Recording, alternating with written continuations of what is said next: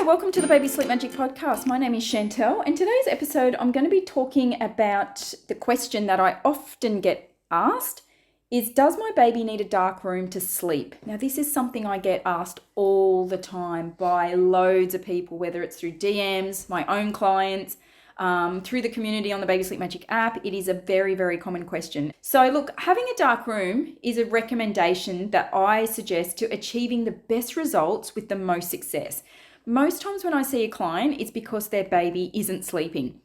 So, and that's why obviously we go through a lot more than just a dark room, but having a dark room can, like I said, give you the best results and the most success, because babies are not the best of sleepers. They're very young, they haven't had a lot of practice, and they don't know what the time is, and they will go off what their body clock is telling them to do. And if they can see light, they will most likely wake up, and that's where it can be quite difficult getting them to go to sleep and getting them to have a decent nap or stay asleep, especially if the room is too light.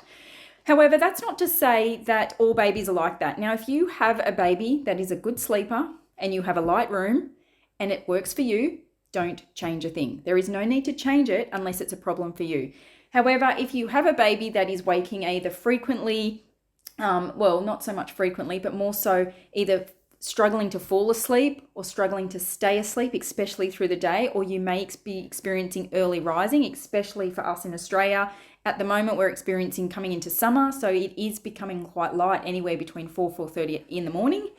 Then it might be a really good option to darken that room. But that doesn't mean you have to have a pitch black room their whole life.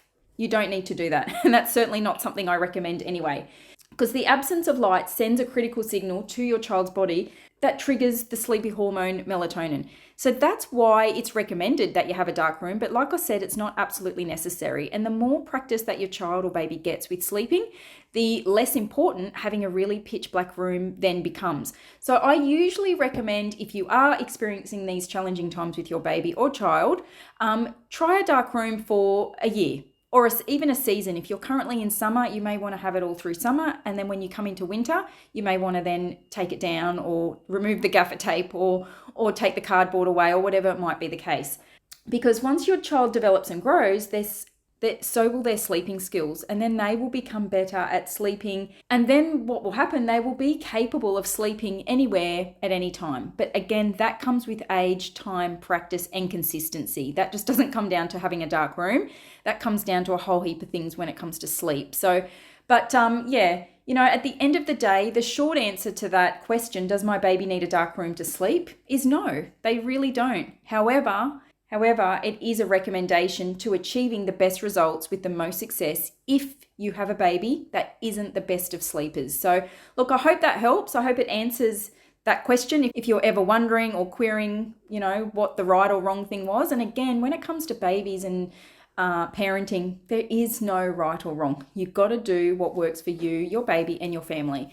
Yeah, I hope that helps. And if you do find this information helpful, please feel free to share it with another mum or a friend, and stay tuned for next week's podcast. Thanks again for listening.